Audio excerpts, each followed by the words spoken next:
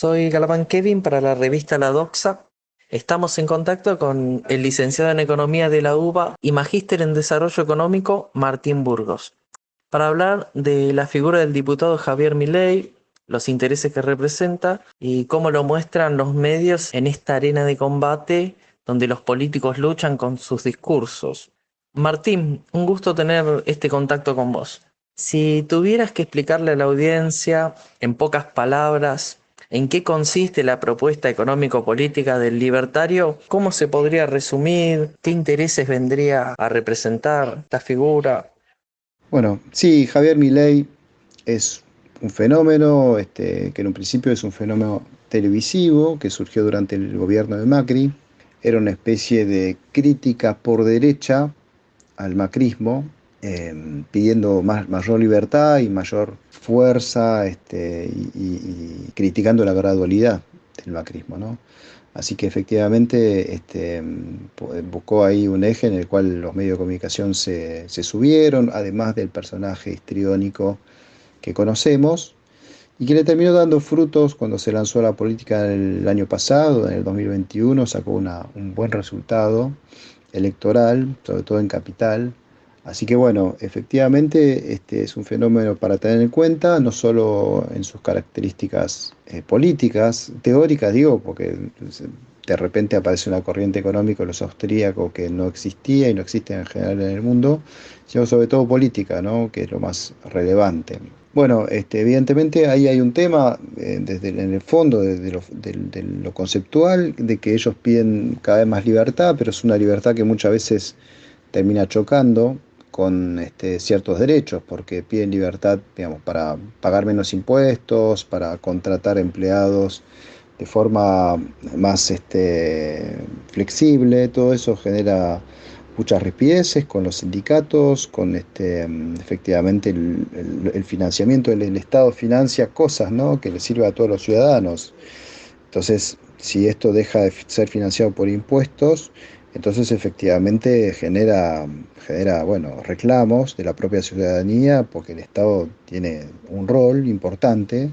Entonces, bueno, con lo cual termina siendo interesante que la libertad económica siempre viene aparejada con represión política, ¿no? Una forma de coerción desde el Estado mismo, desde la política, para poder implementar esa libertad económica. Bueno, lo último que estamos viendo ahora es que Milei se está acercando a Juntos por el Cambio. Es un poco paradójico, parece paradójico, pero a la vez en términos políticos es bastante lógico, porque al fin y al cabo mucho de los decepcionados del macrismo, el electorado, digamos, de Milei, es mucho de los decepcionados macristas, sobre todo los más jóvenes, y entonces se encuentran ahí un eco favorable, pero a la vez, obviamente, se entroncan en en el mismo pensamiento neoliberal, con lo cual, en ese sentido, no es para nada sorprendente que Milei termina siendo parte de la interna de Juntos por el Cambio. Justamente este acercamiento que decís de Milei con Juntos por el Cambio llama la atención particularmente por la forma en la que Milei no sé, se refería, por ejemplo, a la reta, ¿no? Digamos, con adjetivos, eh, bueno, no quiero reproducir ninguno algunos, pero eh, peyorativos, incluso insultos, ¿no? Frente a esto, también estuve viendo que toma partido, por ejemplo, Clarín. Nosotros estuvimos viendo algunas noticias o cómo las escribían y notamos que había cierta, no sé, como si cierta afinidad con con la reta, bien, del medio. No sé si es que nosotros lo percibimos mal, bien, como si Clarín estuviese más del lado de la reta y un poco en contra, digamos, de Milei.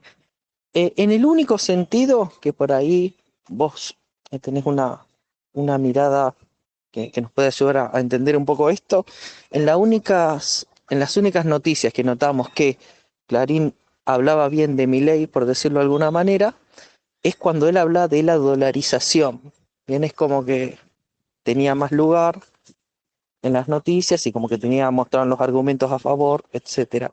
Nos llamó la atención eso también, como por algún lado estaban en contra y por otro, entonces es como que nos cuesta, a veces nos resulta difícil seguir los intereses de los distintos actores, ¿no? Sí, eso yo no sería tan lineal tampoco, porque, qué sé yo, a Clarín le va a venir bien, venga quien venga, ¿no? Me parece que ahí no hay muchas vueltas que darle. Pero ahí de la interna de Juntos por el Cambio, que parece claramente, bueno, Milei del lado de Patricia Bullrich, de Macri, digamos, ese acercamiento, pero me parece que, digamos, no es tampoco, no es fácil, ¿no? Lo que ocurrió el año pasado con la elección de Milei de diputados fue importante, fue un problema también para el Junto por el Cambio, ¿eh? Porque pensá que mucho de los electorados, del electorado de Milei es gente que era macrista y que se decepcionó porque quería, no sé, más sangre que el que le dio el gobierno de Macri. Entonces, pero siguen siendo conceptualmente la misma cosa. Un neoliberalismo así, muy jodido, ¿no? Y con respecto al tema de la dolarización, es como que nosotros habíamos visto cierto interés en Clarín, ¿no? En mostrar a Milei ahí, y nos llamó la atención también, como si ellos estuviesen buscando o apoyando ese tipo de ideas. No sé qué opinión te trae al respecto. Y es interesante también que vos decís que son muy parecidos, digamos, las ideas, o sea, neoliberales de Juntos por el Cambio y las de Milei. Pero también llama la atención ahí en que Milei como que se diferencia de ellos, básicamente les dice que son zurdos o socialdemócratas a los de Juntos por el Cambio. Es interesante esa eh, contradicción, entre comillas. Sí, a ver, lo de Clarín, de la dolarización, no me extrañaría, creo que está muy vinculado, sobre todo en temas de telecomunicaciones, está muy vinculado tiene muchos costos en dólares, porque es mucho importado, obviamente, toda la tecnología de comunicación, y está muy vinculado al mercado interno, con lo cual si el mercado interno está dolarizado, ellos pueden sacar ganancias en dólares, lo cual en términos de sus intereses me parece que es lógico. Pero bueno, el campo, por ejemplo, no le interesaría para nada la dolarización, ¿no? Porque ellos son exportadores. Ah, bien, tiene sentido. Entonces nosotros siempre buscamos eso, ¿viste? A ver si hay algunos intereses detrás de esas decisiones, ¿no? Políticas o de qué mostrar y qué no. Eh, ah, Siguiendo con esto, de qué mostrar y qué no, también me llamó la atención tu apreciación sobre una parte del pensamiento de Milei que tiene que ver con la escuela austríaca. Dijiste como que no, como si no tuviese impacto hoy, ¿no? ¿Qué pasa? No es utilizada esa corriente teórica en las políticas en el mundo, ¿o cómo sería? Sí, de entrada, digamos, hay diferencia entre la teoría austríaca y la teoría neoclásica británica o francesa, digamos, ¿no? Originariamente.